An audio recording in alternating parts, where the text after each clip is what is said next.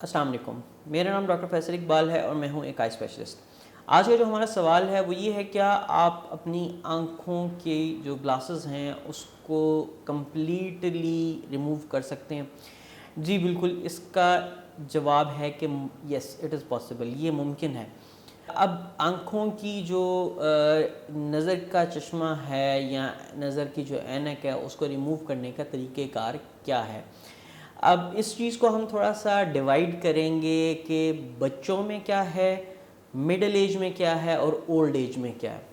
جو سب سے چھوٹے بچے ہیں ان کے اندر ہم گلاسز کو ریموو نہیں کر سکتے، یعنی 0 ایج سے لے کے تقریباً 20 سال کی عمر تک ہم کوئی ایسا پروسیجر نہیں کرنا چاہتے جس کے اندر اس بچے کی نشو و نما کا ٹائم ہو اور اس کی اینک کا نمبر جو چینج ہو رہا ہو تو اس دوران ہم اس کے ساتھ کچھ ایسا کریں کہ اینک کا نمبر 0 ہو جائے۔ تو 0 سے لے کے 20 تک کوئی ایسا پروسیجر نہیں ہے، کوئی ایسی سرجری نہیں، کوئی ایسی چیز نہیں جس کے اندر ہم اینک کے نمبر کو 0 کر لیں۔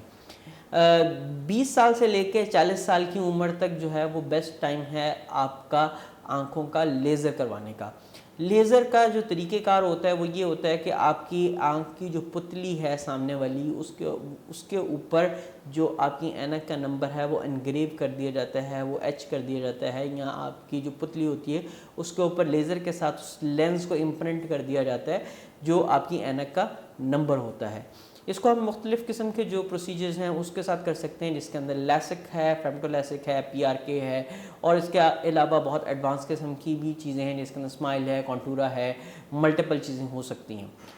ویو فرنٹ گائیڈڈ ایبلیشنز ہیں اور بہت سارا کچھ ہو سکتا ہے۔ اور وہ اس کی ڈیٹیل جو ہے وہ اس ویڈیو کی سمجھنے کے اس ویڈیو میں ہم اس کو کمپلیٹ نہیں ایکسپلین کر سکتے۔ یہ جو لیزر سرجری ہوتی ہے یہ آپ کو دور اور نزدیک دونوں کی اینک کے نمبر سے چھٹکارا دے دیتی ہے 40 سال کی عمر تک۔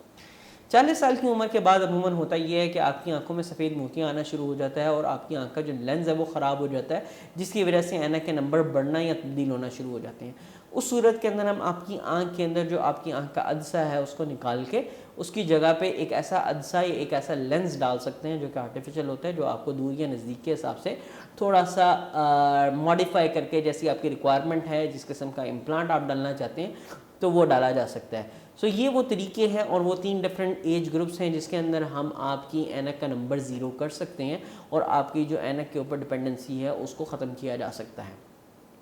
آئی ہوپ کہ یہ ویڈیو آپ کے لیے بہت مفید ثابت ہوگی۔ اگر آپ کا کوئی کوشچن ہے تو آپ نیچے کمنٹس میں پوچھ سکتے ہیں۔